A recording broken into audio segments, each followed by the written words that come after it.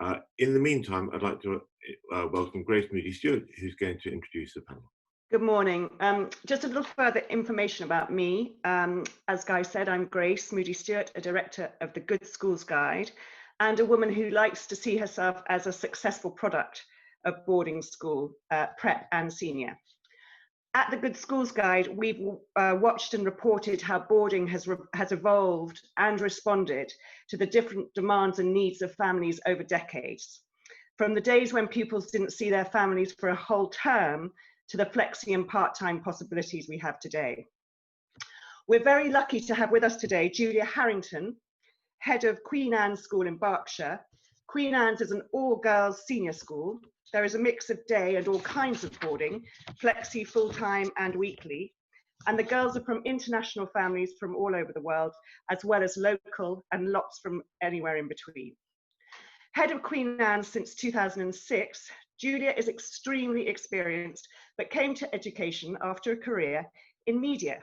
She is also a qualified psychodynamic counsellor and has a passionate interest in neuroscience, creating the program Brain Can Do, which she introduced into Queen Anne's in 2013. For those interested in boarding for younger pupils, we're extremely fortunate to have also on the panel the incoming head of Windlesham House School in West Sussex, Ben Evans. Ben, until this summer, was head of Edgegrove in Hertfordshire. I think he's sitting in the Edgegrove study today, a co-ed prep school for 3 to 13-year-olds, which he ran for 8 years. In September, he will start his first term at Windlesham, although he'll be heading back there this week, I think. So the move is literally as we speak. Windlesham has predominantly full-time boarders, Edgegrove a smattering of part-time boarders. So Ben brings with him a wide experience of this pandemic from very different environments. He also has a wide experience of different schools, including 6 years at the British School of Colombo in Sri Lanka, where he ran the junior school. He was head of history at Brighton College, and cut his teeth at Bramdean in Devon, where he was also a student and head boy. Ben is literally in transition as we speak, and it will be very helpful to hear from both our distinguished panelists this morning. Welcome, Julia and Ben. I'm going to start by asking Julia to give a presentation, and Ben will follow on after that. Thank you, Grace. Good morning, everybody. It's wonderful to be here today. You may wonder where I'm sitting actually. So I'm actually in what we call our Big Ben breakout space. As Grace said, one of the things that we're really interested in is how the brain works, particularly the teenage brain. And this is our sixth form centre where we've actually focused on creativity. And this is one of the breakout spaces where we hope that the girls will be able to think really creatively. Interestingly, both Ben and I are both historians, and I think we're both will be wondering, what will history make of this pandemic? We are living through extraordinary times.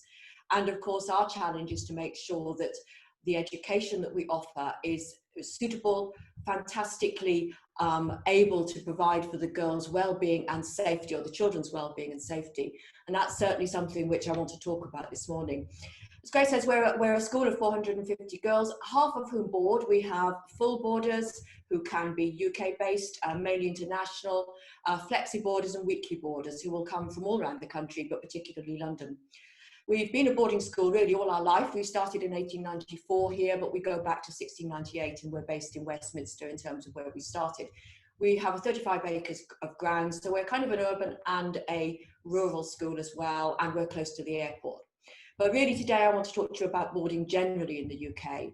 And I've been working across the spectrum with all sorts of headmasters and headmistresses about how we prepare to get our students back and give them the broad experience that we are known for in terms of education, and to keep them safe, and for you parents, for you to know that your child is safe with us.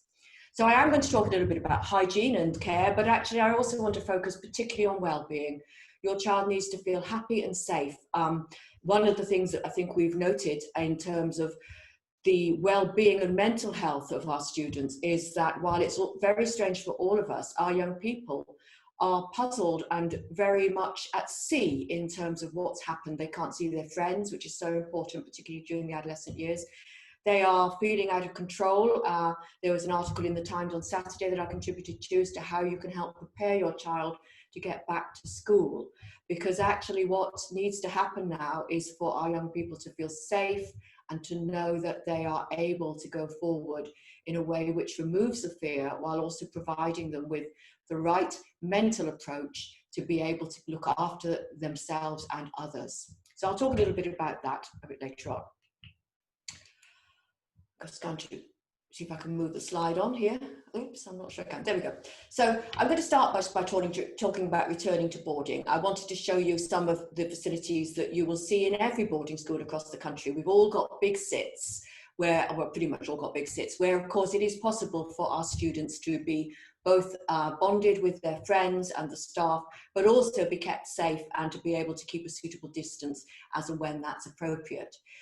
We've got, very importantly, a homely atmosphere. You'll find that in every UK boarding school, that we know that this is a very, very important part of our students' lives, and that we are trusted by you to provide an atmosphere which is both homely and safe. So you'll find that all boarding schools are well aware of that. And all the facilities, this is one of our boarding house kitchens again, so that it does feel like a home from home. Our task is to make it a safe home from home, just as you have been doing over the course of the summer. And so for our girls who are arriving at airports, we're going to collect them from the airport.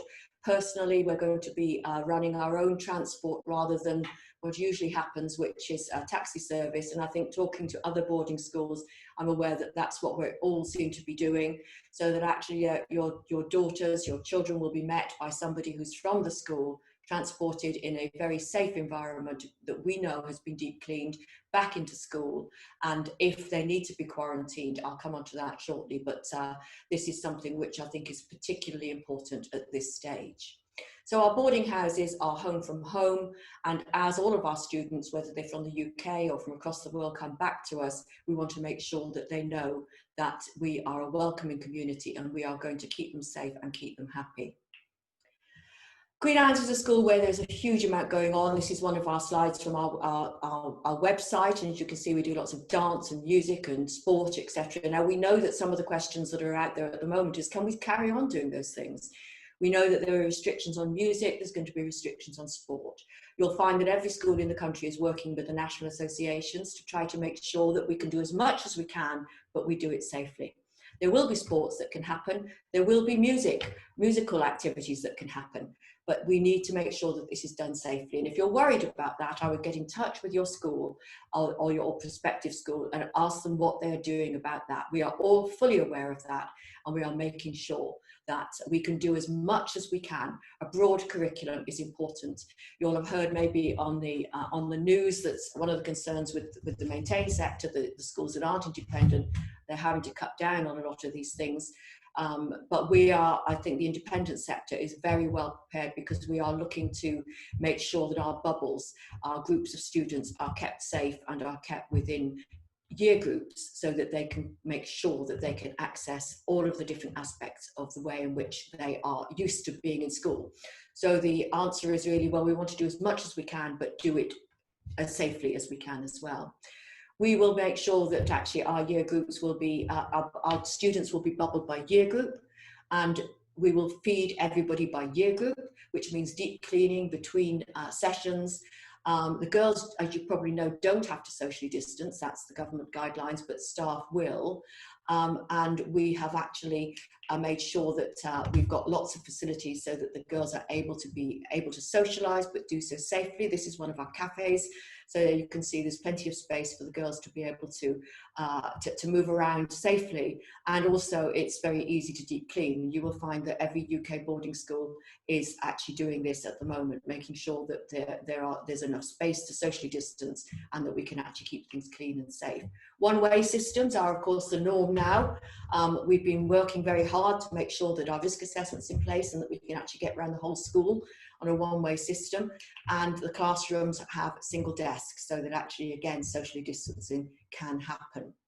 So that's very much on the hygiene side of it. But as I said at the start, it's really about well-being, and we want to make sure that the girls are looked after and carefully and well. Now, if your daughter is going to need to quarantine when they come back to us, we are opening one of our boarding houses. Our boarding houses are very modern, and we will be quarantining the girls in a boarding house that's actually got separate ensuite facilities so that actually they don't have to share a bathroom.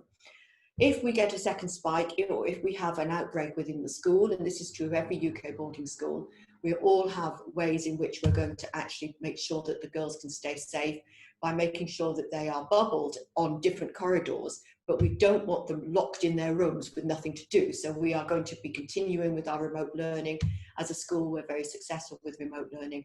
And if there is a second spike and the day girls have to go home, the boarding school will continue to function here, with the girls being taught remotely, as well as being able to take part in all of the facilities, but obviously safely. Very importantly, we have our own medical centre on site. And I know this is something which you as parents are very rightly concerned about. So we actually have our own medical centre. We have our own doctor who comes on a regular basis, who comes every day. And we have Sister Susan and Sister Becky, which of course you can see there, who you can see there. We are very friendly in terms of if your daughter is feeling unwell, she will go to the medical centre. She will be looked after. She won't just be sent away with an aspirin. She'll be looked after. And the network will kick in so that actually the boarding house know that she also needs help and support, because most importantly, we want the girls to know that this is a safe environment. We're very lucky, we're very close to the Rob Barks Hospital, so again we've got excellent medical care and excellent medical cover. As you'll have heard as well on the news, masks are now going to be required in shops, and all of our girls are able to wear masks if they want to. We're not closing, and you'll find most UK boarding schools are no longer closing over half term or exeat, and we're going to review the situation over Christmas as well. So our main message is we are prepared, we are doing well, we have everything in place, we know what we need to do. We've gone beyond the government guidelines in terms of keeping children safe, in terms of hygiene, but most importantly, we want the girls to know that this is a welcoming family, that we will stay in touch with you, that we will make sure that they are well in touch with you, and that they can carry on with all of the different activities that they can do.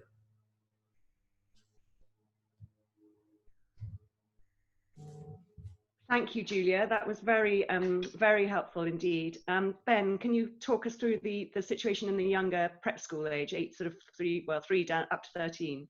Yes, absolutely. Good morning, everyone. What I will do is take you from Edgegrove, where I am at the moment, a day and weekly boarding school of about 530 children, to Windlesham, which, as Grace said, is a predominantly full boarding school for children, 4 to 13 and about 300 on roll. So I will mirror much of what Julia has already said, but at the same time come at the whole reopening of schools from the prep school age. So for our youngest pupils, what will it look like? What will we be doing? How will we manage the reopening? And I've just put a few slides together that hopefully structure my talk so that if you need to go back to it, you can remind yourselves of what I've said. So I'll talk about the reopening of schools, how we prepare children over the summer holidays for that start of school, which can be a very tricky time, especially having had so much time at home, so much time away from the school environment, and the transition period. What will the first few days, few weeks of school look like? And again, as with all schools, and I speak for Windlesham, I speak for Edgegrove, but I also speak for all IAPS prep schools, we will be nurturing and ensuring that our pupils' well-being is at the forefront, just as in all senior schools as well. And what opportunities and experiences will still remain at school, and that is our priority, to ensure the school experience is as enjoyable and as purposeful as possible. And very quickly, a little look at our admission processes, because as ever, it is business as normal for admissions. So the reopening of schools will be open in September. I know there's been so much uncertainty, but we are absolutely certain that we will reopen, but there will be a new normal. It will look and feel slightly different. There will be, as Julia said, there will be bubbles. Children will be kept in their year groups, but as much as possible, we want them to return to school and enjoy school life, especially our weekly and our full boarders, enjoy that experience as much as they can. The focus will be on transitioning from months at home and a long summer holiday and ensuring that they are able to reintegrate with their peers, with their friends and with their teachers. And that's why schools exist. They exist not only to educate, but also for the socialization, for children to be able to enjoy each other's company, to be able to enjoy the company of their teachers in a very in a large and rural environment such as Windlesham. So we are looking to continue to provide that exciting, full, busy prep school experience, which, as I said right at the beginning, is the foundation for life, and it is so important. That's why schools such as Windlesham exist. That's their raison d'etre. And within that, we need our children to feel safe, to feel secure, and to understand that they are cared for as individuals. So all of that will continue as ever.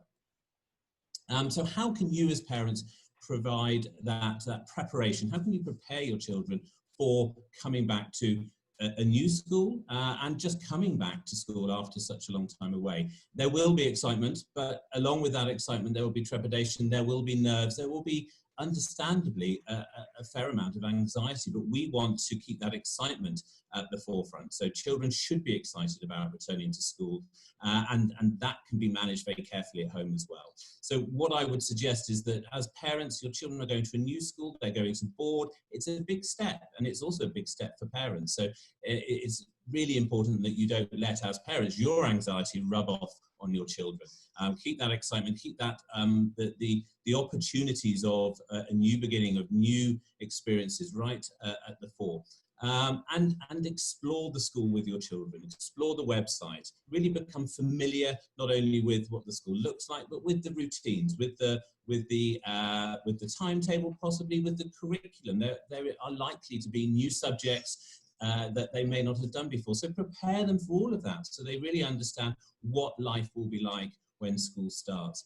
And Windlesham certainly will be communicating with all our pupils, both our current pupils and our new pupils. So those communications will come as video conference calls with their tutors, with their house parents, with other staff. So we really get to build those relationships. And schools are obviously about building relationships between our pupils, our children and staff, and those strong relationships are what makes Windlesham and other prep schools such special places. So we will be providing those communications. We want our children really to become familiar with the adults who will be looking after them and with other children as well. So that's where the year group video calls will come in, so they can start building friendships, they can start becoming familiar with their peer group. And that is essential. And of course, the academic preparation is also key. I know a number of children have had very different remote learning experiences since schools were closed in March. And therefore, it is important that there is some academic preparation over the summer holidays. And I don't mean hours with a tutor. What I mean there is really to read with your children, to start exploring possibly the curriculum guides. What will they be learning in the first term? And read around those topics so that they're familiar, so that when they start school, they are able to have that confidence to be able to ask and answer questions, and it will all be slightly familiar to them, without taking away the joy of learning new things, of course.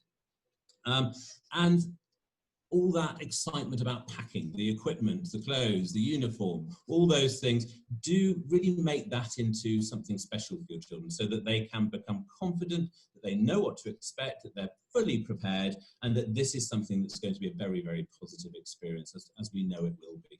And most importantly, you will all have lots of questions and ask those questions. Feel free to ring up the school, speak to the admission staff, speak to the other staff who will be working at school. As many heads, I will be at school for the rest of the summer holidays. I will be available. So ask those questions, get the answers that you're looking for. Don't sit at home and worry about things. Don't sit at home unsure as to how things will work. Just pick up the phone or drop a line. So preparing your child is essential, and there are lots of things that you can do to ensure that they are familiar with routines for September. And what will the start of term look like? As Julia said, there is much preparation already in place and happening throughout the summer to ensure that we adhere to government guidelines, but we want to go a little bit above that. We want to make sure that we're not just doing the bare minimum, but that the environment is safe. And that the staff have been trained in health and safety regulations, the medical staff know exactly what to expect, that the risk assessments are in place, and that the school is fully prepared with deep cleaning, with social distancing, to ensure that we can safely accept your children back in September and start the term as we want to start it. We're so lucky at Windlesham with a campus of 65 acres, set in the South Downs National Park. We have lots of fresh air, we have lots of space for children to explore, to be free and to be healthy. And that environment, that rural environment, I think, especially at the moment, is even more important. And it means that our children can be comfortable, you can be confident that they are in as safe an environment as they possibly can be. Bubbles is a whole new word that we never really had in education, apart from children's birthday parties. So now bubbles are a normal part of life. We will be running year group bubbles. So children, for all intents and purposes, their day and their structure of their day, their learning day will be very similar, but they will be within their bubbles. They will eat within their bubbles. They will have assemblies within their bubbles where possible. So there won't be the mixing, there won't be the whole school assemblies and acts of worship that we are used to, but we will do what we can. But the most important thing is that we offer a full and balanced curriculum. We will ensure that the teaching and learning is of as high a quality as ever, and that the children have those experiences for co-curricular and extracurricular activities as well. So there will be sport, there will be music, there will be drama, but it will all look a little bit different to how it would normally look. But for our children, their educational experience will be as full and exciting as possible. And of course, for boarding, we will offer very much a family boarding experience. So the boys and girls will be in their separate bubbles, but as with many prep schools, I, with my wife and 2 young sons, will be living in the school, in amongst the boarders, and that will bring to the whole boarding experience a very much a family ethos, a family environment, because we want our children to feel that our boarding houses, the school, is a home away from home, and that is something that they will soon pick up on. That's something that they will soon become very familiar with, and nothing changes as far as that's concerned. So at the start of term, a major focus on health and safety, but also a focus on ensuring our children are able to transition into the school environment as smoothly and safely and happily as possible. For our overseas boarders, as with all boarding schools, we will be offering the quarantine period for 2 weeks. So the children will be picked up by us at the airport. And again, it's so important that in these slightly unusual circumstances, that our children feel as comfortable and confident about their school experience as possible. So the quarantine period will be for 2 weeks, and we will use that for a balance and a mix of academic enrichment, as well as opportunities to explore the grounds, but to become familiar with the school environment, so that once school starts, they very much feel at home at school. And I think that is something that will actually be very worthwhile and purposeful, because they will get to understand the school, they'll know the school very well, and they'll know the staff very well too, so they can really hit the ground running when the rest of the pupils come back to school.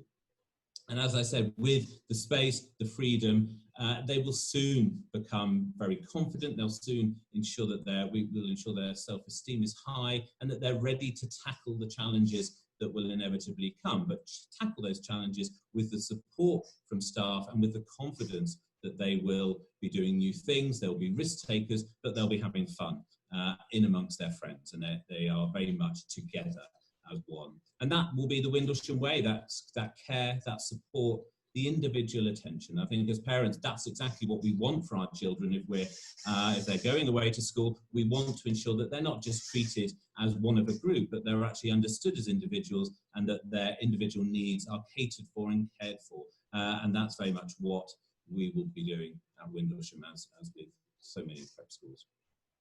So that's for our overseas boarders, of course. And finally, moving on to the admissions process. The admissions office is always open. It is business as usual, although there is a virtual Windlesham, and so many schools will have a virtual open day, virtual opportunities to see the school, to hear from staff. And I think that is so important, that you get to understand not just the makeup of the school, not just the facilities, because of course schools are so much more than just facilities. It's about the people that make up the school, it's about the ethos, and it's about the culture. And the virtual Windlesham website will really inform you about the culture of the school and what your children will expect. Why choose a Windlesham education? There will hopefully be open days, open mornings, and school in action days. virtual or in real life. Let's hope we can manage to social distance and actually have the opportunity for parents to come in small groups and actually see the school and to understand the atmosphere. And that is really when you can really understand a school, is when you feel the atmosphere and you see how the children respond. You see the strength of the relationships between pupils and staff. And just get to know your school, whichever school you're looking at, get to know them, ring them up, ask them questions, really get under the skin of the school so that you're beginning to really become as familiar as possible. And I think it is the job of any admissions department to be flexible, to understand that every parent, every family has different needs and will have different questions, and to ensure that the admissions process suits each individual family. And we will be flexible to help you and to ensure in these particularly difficult circumstances that we can cater for your needs and to ensure that the whole admissions process is as smooth and as comfortable as possible. So school will be different in September in many ways, but it will also be a very fulfilling, purposeful, busy, exciting and enjoyable experience for your children. And whichever school you choose, wherever your child is going in September, what an amazing opportunity they will have. They will be building foundations for life. They will be building friendships for life. And they will have a fantastic time. So good luck with it all. And now we're here to answer any of your questions. Thank you. Thank you very much, Ben, and very encouraging to hear about the flexibility you are promising, because it obviously is going to require a lot of flexibility. We've had some interesting questions from the floor, which I'm going to start off with one or two just now. One particularly pertinent, perhaps, is and this is addressed to Ben Evans particularly, what will you do for local boarders who've been in contact with parents or relatives from overseas? Will they need to quarantine at school as well, or how will you operate with them? I mean, it really depends on when they've been in contact and how long they've been out of contact. But if there is a concern that they've been in contact with people and they haven't had that quarantine period, then we're very happy for them to quarantine at home during that time and for us to be absolutely certain that they are healthy for when they come back to school. But again, it's that flex. So what you won't do is let them quarantine at school? No, we if they need to, I'm sure we can again be flexible. But at the same time, I think it would be far more sensible for them to quarantine at home and join school and the school community when parents are completely confident and the school is confident that they are able to return safely. Right, I hope that answers her question. Thank you, Ben. Julia, this is a question I think I'm going to address to you. Year group bubbles you talked about, operating within a multi-year group house system. I don't know whether your house system's a multi-year group or not, but you have such a sort of eclectic groups. How do you think that will operate if people are, and I think most schools boarding schools are operating in year group bubbles, how does it then work within a house, which obviously has multi-year groups? Yeah. Well, we've actually changed our house system over the summer so that we've got year groups are now bubbles. So we've got a junior house with the year 7, 8 and 9, and a middle house, which is years 10 and 11, and lower success and upper success. So we've gone from having 5 year groups together to making it so that actually we are able to bubble the year groups within the houses on corridors, so that the different year groups and the different bubbles within the year group, so they're year group bubbles, but they're also bubbled in the boarding houses in bubbles as well, where they've got to, it's very confusing, where they actually have to use particular bathrooms, they can only use the kitchens at certain times.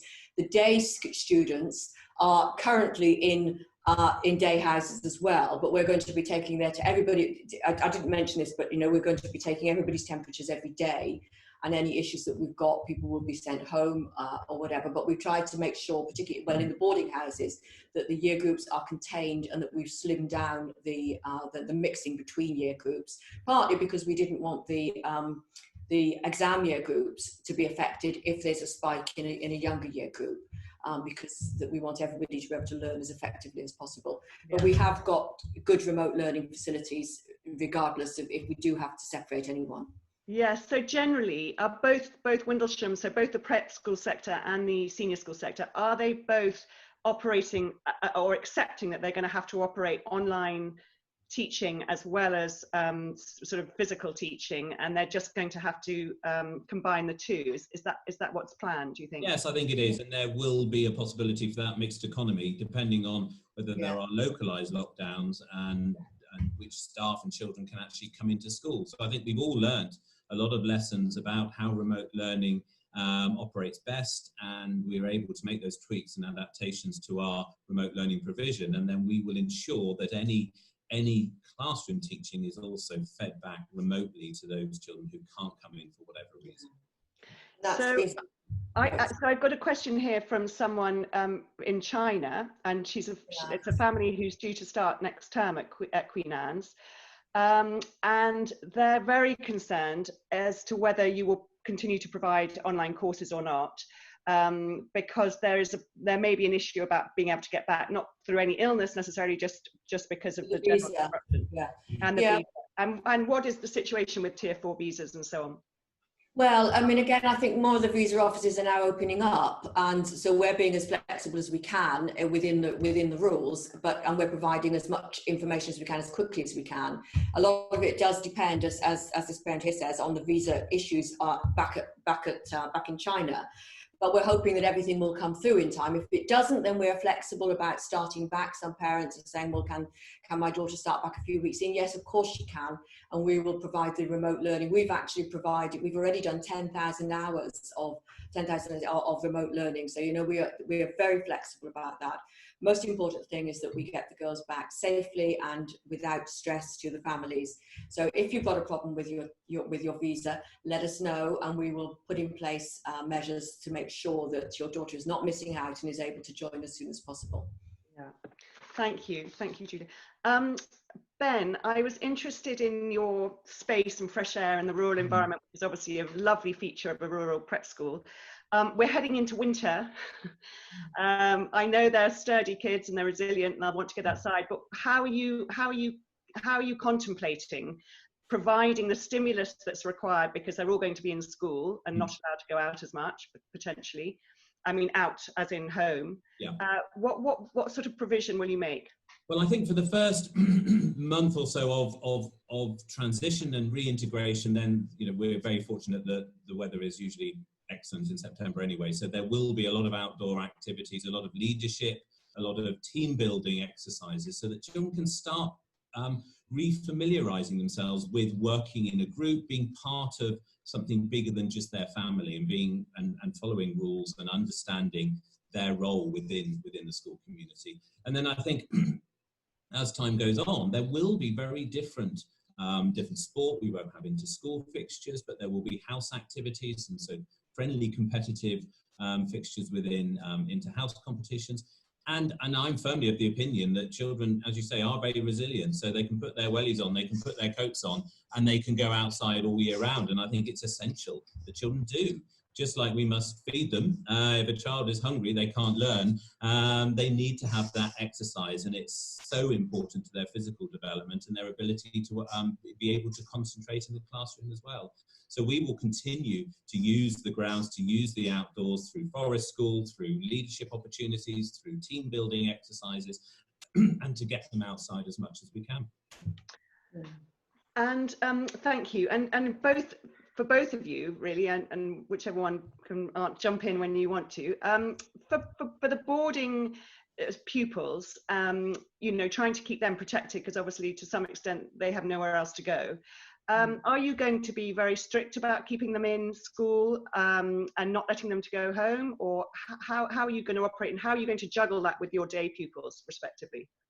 Well, I think just jumping there, I think we're thinking this through all the time, basically. But I think we've said to our international students, if you don't want to go home, if you can't go home, then the boarding houses are just going to be open, basically. And we've got those staffed, and they will be kept safe and clean, etc. Now, obviously, there is an issue with some students coming in and out, but we hope by hygiene measures, temperature control, being aware of where the R rate is in different areas, that actually, if we need to, we can actually close down certain of those locations where the girls are coming from, switch them back into remote learning, so that the boarders are very safely here at school with remote learning and all of the different activities that are going on, and that we can be as safe as we can. But we don't want anybody to feel, it's really important to get that balance right between feeling, you know, that you're safe and well, and feeling that you're kind of locked in. So we want to make sure that we are sharing our community as safely as we can, but being very much aware of where we need to perhaps take steps to make sure that the people who are living on site are kept as safe as possible. And that applies, yeah. That's very similar for us as well, in that, you know, I'd want to reassure our full board of parents that we will be open, we will be able to look after them during XCATs and over half term as well. But at the same time, constantly monitoring our health and safety precautions, the government guidelines, you know, making sure that we are keeping them as safe as possible, because we do have day pupils who will be coming in from home every day, and therefore we need to manage that very carefully. But I think the important thing is that we will have that instant ability to be able to switch to remote learning for anyone who needs to stay at home. So parents can be reassured that they're not going to miss out on any teaching and learning because of any localised lockdown or any illness that they might have. And worst case scenario, the school has to close because you have an outbreak. What happens to those overseas boarders? They'd stay in school with the school still running. If the school has to close, the boarders would still be in school with remote learning. So the day students, or the UK students who can go home, we just switch back to the remote learning, which has been going on all the time during the lockdown, but with the international students still living here, benefiting from the remote learning and the community that's here, basically. So really, it would continue with the school running, but also being a remote school for those students who are at home in the UK. Yeah. I'm fielding a lot of concern online from parents who appreciate, and part of the value of boarding is the sort of, you know, vertical friendships as well as the horizontal friendships. So there is some concern about bubbles in year groups and how much socializing can take place, and whether you will be flexible about that as you're having to be flexible about so many other things. We will. So I can see the questions coming up. I fully understand, actually, and although, you know, we have to remain within the guidance and the rules, if you like, but actually what we're going to be doing is so we're not going to keep our students locked up in their dorm rooms. That would be awful for them. So, you know, if we need to rota use of the SITs, use of the various facilities that we will do.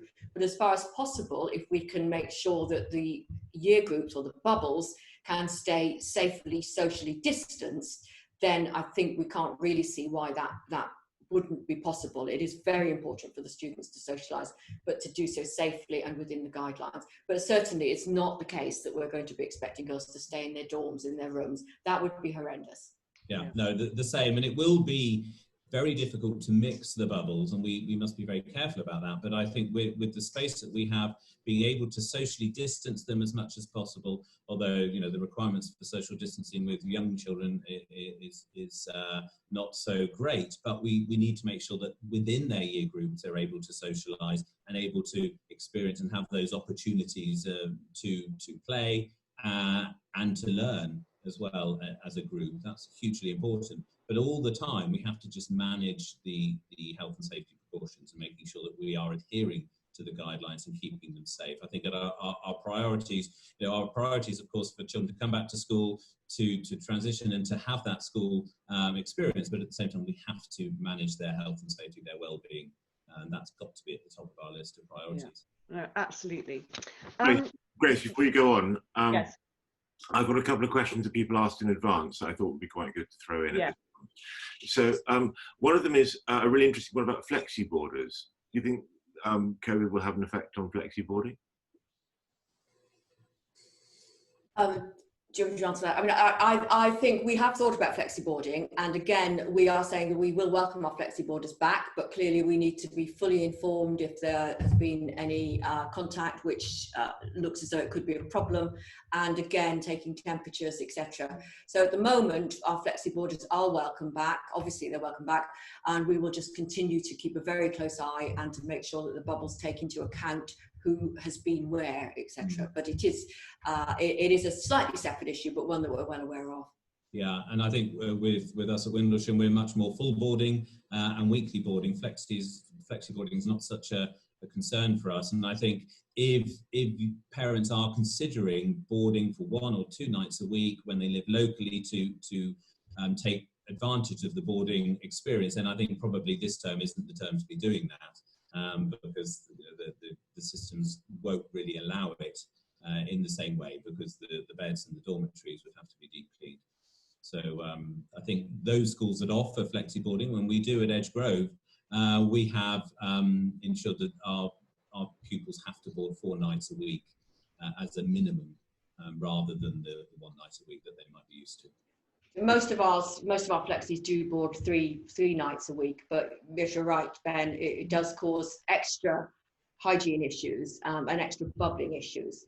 But many of our students are used to doing that. I hope that they may well decide that actually weekly boarding is more suitable. But it's one of those things that we'll see how that goes. And then there was a question someone asked about testing. Will you be testing pupils, and how often, if you are? We're not going to test routinely. So we will take everyone's temperature first thing in the morning. As the day girls come in, we will take their temperatures.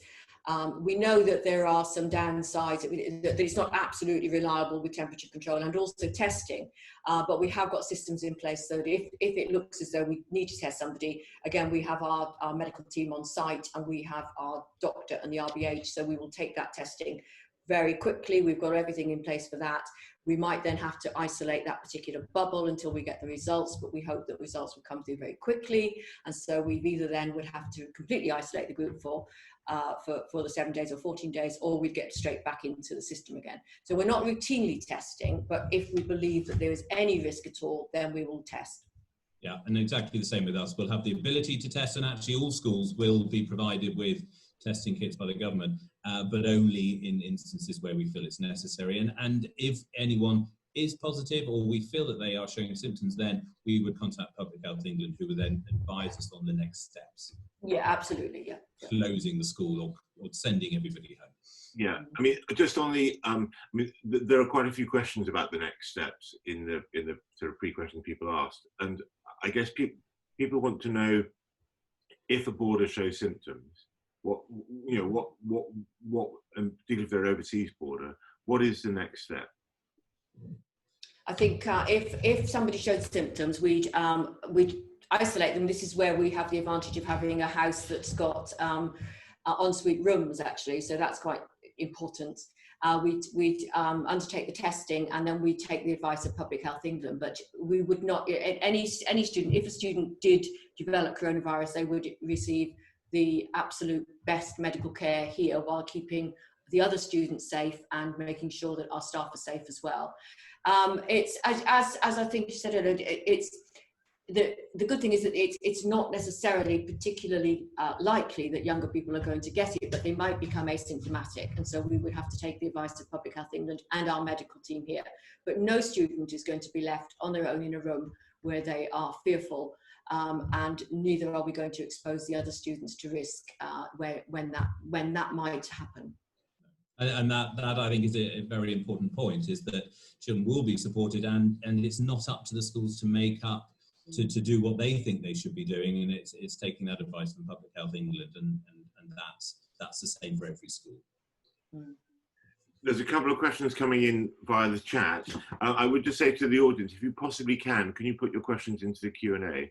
But I'll ask these ones that have come in. An interesting one about international new boarders. Someone saying it's not easy to travel alone and get picked up at the airport. And are you making any arrangements for parents who accompany? We will be picking up all our international boarders ourselves from the airport. I think, as Julia said, they would be as well, rather than sending taxis, which I think would be the normal routine operation. And I think that, and it will be the teaching staff picking them up as well, so staff who will get to know them very well. Yeah, and if families are there, then we would also look after families. I think it's important for schools to understand, and we certainly will do at Windlesham, as we do at Edge Grove, that we are providing that care and support for the whole family, especially when they are sending their children many thousands of miles across the world to come to our schools. We will look after them as we would do anybody, and it's showing that kindness and compassion to people who will understandably be concerned and will have those anxieties about the situation. Yeah, same here. I think we often find that our parents do arrive with their daughter and then might stay locally just so they can drop in and see them, etc. And the parents would be very welcome, as Ben says, you know, to collect them as well, but also to welcome them in so suitably with social distancing rules, so that actually they can meet me directly, they can meet some of the people who are going to be looking after their child. I think that's really important.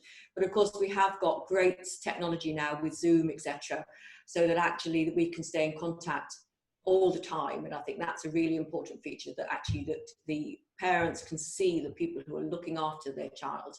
And we've also been doing far more parents' evenings remotely, which again, so that contact is there all the time if it's needed.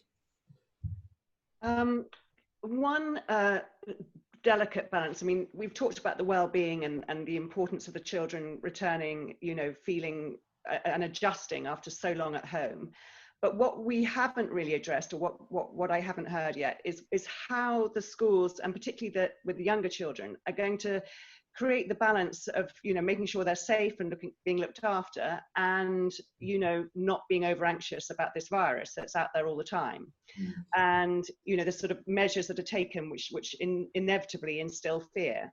And as we know that children are less affected, it would be a real shame if that got in the way. What do you both say about that? Perhaps we take Ben first, as he's dealing with the younger children. Well, I think we're very used to that, having been open to our children, well, key worker children, since the beginning of the summer term, and opening to wider year groups, reception, year 1 and year 6, from the 1st of June. We have become very familiar and very used to dealing and coping with children's anxiety in a different environment. And I think children very quickly adapt. But it's making sure that, yes, the measures are in place, and we are making sure that there are arrows and that certain doors will be shut that they can't go through, or open so they don't have to touch them. And lots of different changes to the school routine, but explaining that to children and keeping as much as normal as possible. And we know from our experience over the last 10 weeks that children very quickly become used to that. I won't never forget the first day back, and the parents were dropping their children off in the car park, and we were sort of socially distancing them through the car park and then leading them off. And that I felt was such a difficult time for them. But by day 2, that was fine. That was their new normal. And it really was. And they were just chatting and making sure they weren't getting too close. And off they went to their classrooms. And by the end of the week, that was their new school routine. And so I think very quickly children become used to it. And I think it's important for parents to be reassured that, you know, we will be the same. The school, to all intents and purposes, will be the same, with the odd tweak in protocol and procedure that will be explained to children. And any child who is appearing to be anxious or upset, very quickly they are spotted, they are noticed, and they're given the support they need. Yes, Julia, yes, because with your sort of, you know, understanding of well-being, which is obviously so deep, you come across as such a caring head. And there's one thing to be caring, which obviously is essential, but then for that to mislead into more anxiety is, you know, in a way, you know, paradoxically, I think that's what I'm sort of trying to get at. Yeah, I mean, I think it's very important, as I touched on, I think at the start, is that actually there's a huge anxiety about all of this, and actually the message is, look, it's under control, we are coping, you can cope, it's absolutely fine. Because what we mustn't lose is that creativity in our students, in our children, that ability to connect at the human level. And we don't want them to feel cut off. Okay, so maybe sometimes you can't hug at the moment, but actually we want them to know that that connectedness is still there. It's so critically important. And I think the message that of course has gone out in some ways has created a false sense of insecurity. So our job is to pull that back, and for the children and the students to understand that actually all is well, and that life is going to be, it may be different, but it's going to be as productive, as exciting, as exuberant as it ever was. And we will find new ways. I think for our youngest children as well, They just want to be back with their friends. As soon as they are in a classroom or in an environment with their friends, everything else is forgotten, because that then becomes their focus. Their interaction, their games, their chats, everything that they normally do at school, they're still able to do. And I think, and we just need to, as Julie said, is to reassure and make sure that as teachers and as adults, we're modelling the behaviour that we expect from them as well, and that we are showing them that we are being careful. And I think a lot of parents, you know, after being locked down with their young children, will be thinking, gosh, you know, time for them to go back to boarding school, have fun, you know, be with their friends, be stimulated. And so it's really getting that balance, which I'm sure you're. It is. And the benefits of coming back to school far outweigh any other issues, I think. Completely agree. Get back to school. And as parents, we know our children need to be back at school, I think, don't we? And when you actually see them coming back after that period away from school, it is the most wonderful thing, because you can see the benefits and the joy that school brings to children and being with their friends. I mean, the flip side, and again, I understand why you're saying that you must keep the school open for exeats and weekends, and you know, you must make sure that people can always be there. Parents obviously then a bit anxious. Will I ever get to see my child? You know, will half term be cancelled?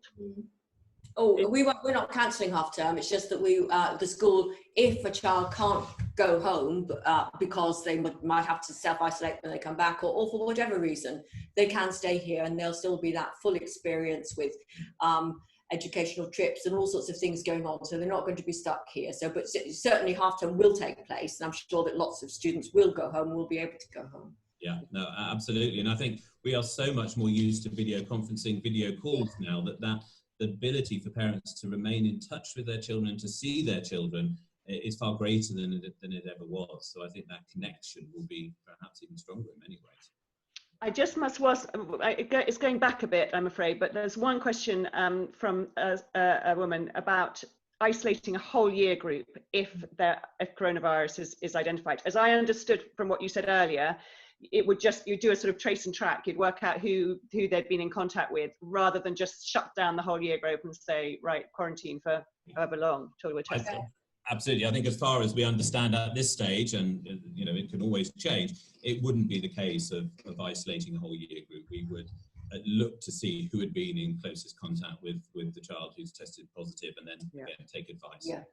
Yeah, I would agree with that. Yeah. Nice, easy question for you both. Is there any extra packing? Do people have to pack, you know, thousands of masks to bring back? Whoa. Is it on the list? What's that? What's on the list, Grace? Mask, or any other protective equipment? You know, are you sort of amending your packing list at all, either of you? No, I mean, I think we're very well aware that lots of students will want to wear masks. Some won't. We'll have a supply of masks. I'm sure the textiles department will be producing all sorts of wonderful masks as well. So I think it's very much a case of it'll be led by what's felt to be appropriate by the students and their parents, and obviously the restrictions when the girls are outside the site. Yeah, and same with us. We're suggesting they might bring 2 masks back with them, but they would only wear them in certain circumstances, and we wouldn't expect them to be wearing them on a daily basis. As is the government guidance at the moment, is that in schools where you are with people over a longer period of time, masks aren't necessarily the best thing. And for children, touching their masks and things, certainly less beneficial.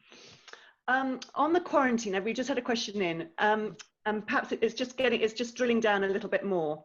So international students have to quarantine. Do they have to arrive 2 weeks before in order to quarantine, or can they quarantine and participate at all in any activities at all at school, or will there be no participation in any activities? Perhaps I'll ask Julia first, and then. Yeah, well, we've had this question from a number of parents. What we are suggesting that the best thing to do for the student is for them to arrive 2 weeks in advance, and the boarding house will be open with, as Ben said, very similarly, so, you know, lessons, well, not lessons, but actually some whatever's appropriate for their learning, and also activities, so that they are fully occupied and happy. However, some of our parents are saying that they can't get flights or they can't get a visa. So, you know, if we really can't get back, then we have a facility to be able to allow the students to quarantine in that first 2 weeks or whenever it is they're coming back. It's not great because although the remote learning will be there, obviously mixing with other students won't be great. And because the rest of the school will be having a good time mixing, it might make them feel more isolated. So I would say if you can possibly get back, and if you are one of the countries that needs to quarantine, and quarantine before the start of term, that is far more preferable. But the alternative is also manageable. Do you say the same, Ben? Well, I would say, yeah, very much the same. And some parents are choosing to come back, but quarantine outside of school. So quarantine themselves with either with a guardian or with family rather than in school. But I think those 2 weeks of quarantine before school starts, either outside or in school, are far preferable.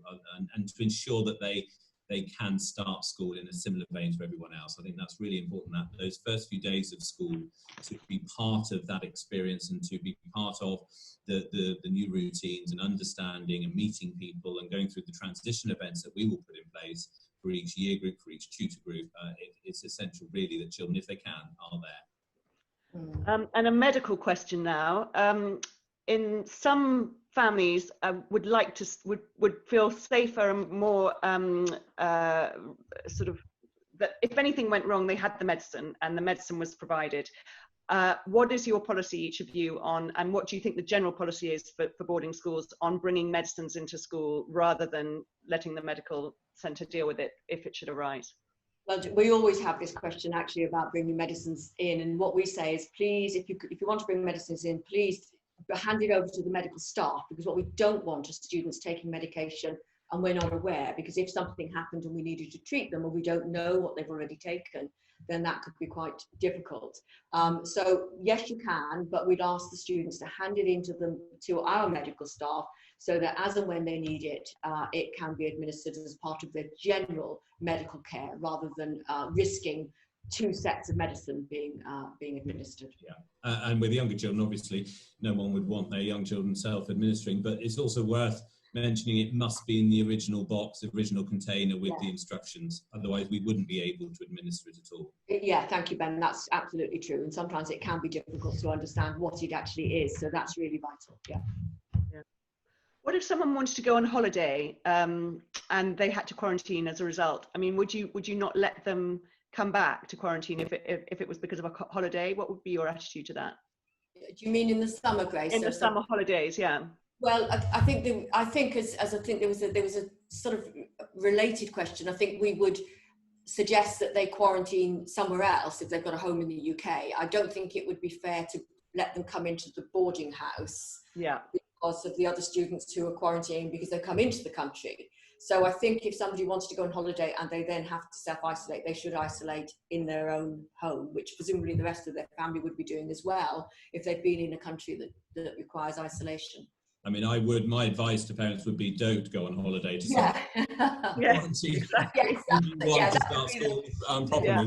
But if they do, and if they're visiting family or whatever it might be, then yes, to arrange that so that there is time for them to all quarantine as a family at home. Yeah.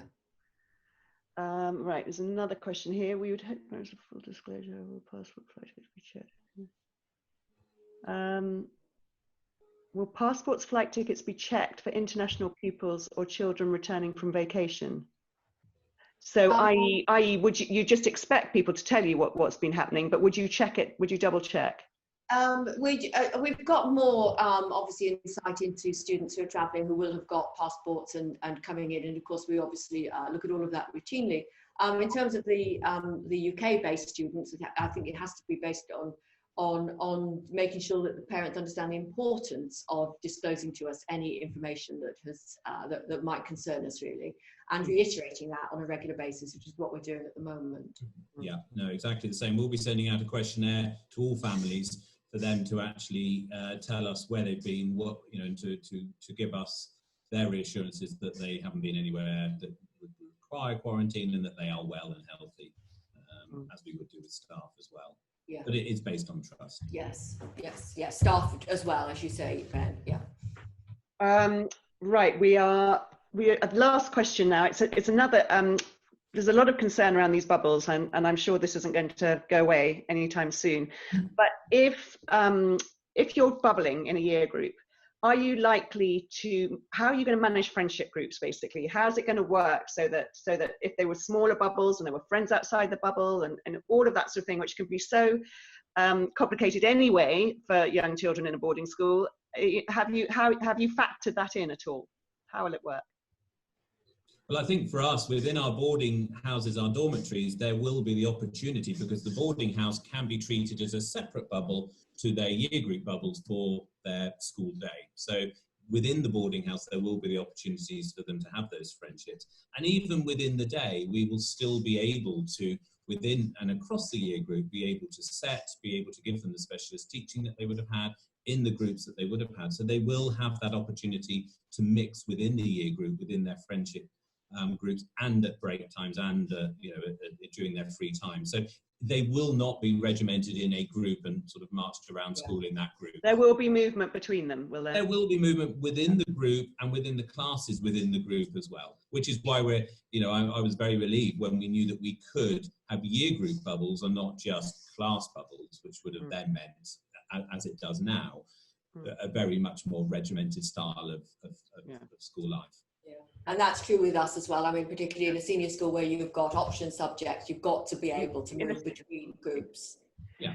And within most prep schools, you're teaching, you've got specialist lessons and you're setting across the year groups. And so the fact that we can continue to set and continue to have those specialist lessons as well is really important. It's a crucial part of what we offer.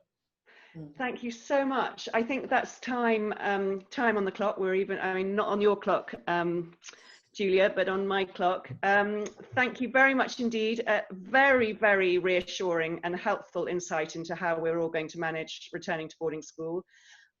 Wish you very much luck, Ben, in your new role at Windlesham. And Julia, I hope Queen Anne's continues to go from strength to strength. It obviously will under your leadership.